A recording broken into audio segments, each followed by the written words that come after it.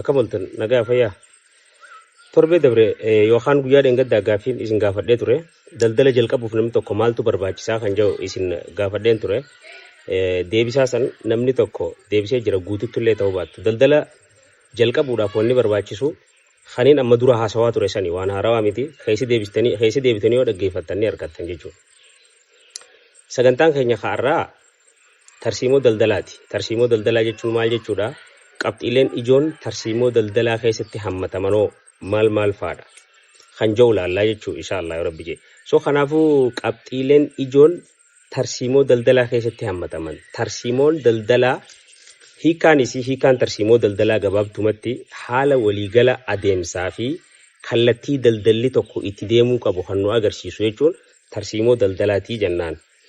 As keessatti qabxiileen ijoon lakkaawaman yookaan keessatti hammataman tokkoffaan goal and objective galmaa fi kaayyoodha jechuudha. Galmaa fi kaayyoo jechuun clearly bifa ifa taheen galma itti deemtuu fi yookaan kaayyoo itti deemtu sirritti lafa kaayyachuu jechuudha. Kaampaniin kee yookaan daldalli ati dhaabde kun wanni inni galmaan gahuu deemu tan ifa jirtu san maal galmaan gahuu deema kaampaniin kun yookaan daldalli ati eegalte kun maali wanni galmaan gahuu deemu. Maybe nama 3-4-5 taatee hojjechuu dandeessaa. Galma keessan san bira dhaquudhaaf haala wal fakkaataadhaan yookaan namni kun hundi kallattii wal fakkaataan galma sanitti galma wal fakkaataa qabaatee itti deemuu qaba jechuudha. So tokkoffaan maal jenne amma galmaa fi kaayyoodhaa jenne jechuudha. Maali wanni ati galmaan gahuu deemtu kan jiru bifa ifa taheen lafa kaa'uu jechuudha. Inni itti aanu action planidha. Action plan jechuun gochaa karoora gochaa jechuudha. Specific step yookaan tarkaanfii murtaawaa ta'e tokko ifi jalqabbii murtaawaa tokko ta'e tokko si galtee kan kaayyoo keetitti si geessu jechuudha amma kun. Erga karooraa fi kaayyoo fi wanni kana lafa kaayyatte booda maal goota gochaan eegalta jechuudhaan kana. Gochi kun maaliif nu gargaara?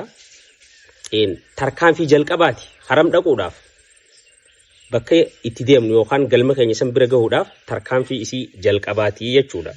Inni qabxiin sadaffaan ijoon tarsiimoo daldalaa keessatti hammatamuu qabdu resource allocation. Haala to'annaa yookaan qoodamiinsa qabeenyaati jechuudha resource allocation kun. Kana jechuun wanni ati asirratti adda baafachuu qabdu. Daldala kana jalqabuudhaaf teeknooloojii, qabeenya maallaqaa, qabeenya humna namaa hangam ta'uu qaba kan jiru adda qooddee sirriitti tartiibaan kaayuu jechuudha. Ergasii hoo erga eegaltee hoo qabeenyi humna namaa akkamitti hoogganamuu qaba? Qabeenyi maallaqaa akkamitti hoogganamuu qaba? Teeknooloojiinis akkamitti hoogganamuu qaba? Isaan hundaafuu haala qixa sirrii ta'een qoodamiinsa godhuu jechuudha.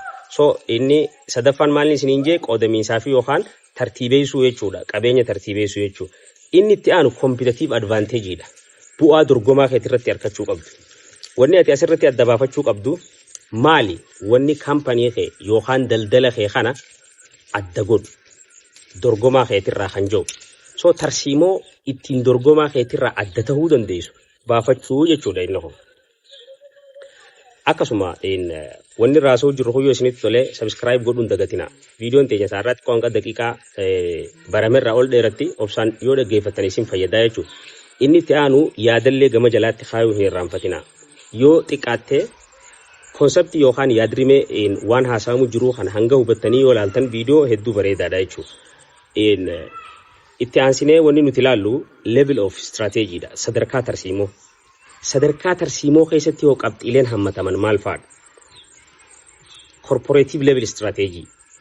Kana jechuun deals with the overall direction of the company. Corporative level strategy jechuun wanni inni wal qabatuuni dhaabbata kee kana kallattii hundaan roga hundaan sochii isaa kan roga hundaatii wajjin tarsiimoo wal qabatu jechuudha. Specifically yookaan muummee murtaawee tokko qofarratti kan hin xiyyeeffanne jechuudha. Tarsiimoo waliigalaa jechuudha. Corporative level strategy. Itti aansinee functional level strategy dha. Tarsiimoo hojiitu kun amma tarsiimoo hojii jechuun kuni specific strategy. Tarsiimoo maaligaa murtaawee tokko jechuudha. Departmentii murtaawee tokko wajjin wal qabata. Let's say amma finance yookaan bittaa yookaan gurgurtaa ka jennu wal qabatee tarsiimoo bittaaf gurgurtaa, tarsiimoo qabiinsa maallaqaa, tarsiimoo maamilaa jenneeti function hojii raawwiidhaan wal qabateetu kun amma. So tarsiimoo raawwii hojiitiin wal qabatee baatu jechuudha. inni itti aanu business level strategy dha. Business level strategy wani inni irratti xiyyeeffatu kaampaaniin tokko yookaan daldalli tokko haala kamiini dorgomaa isaa irratti caalmee argachuu danda'a industirii keessa jiru san keessatti jechuudha. Kuni level of strategy dha jechuudha. Level of strategy dha. Arraaf hangana yoo jenne ni gaa kutaa takkaffaan.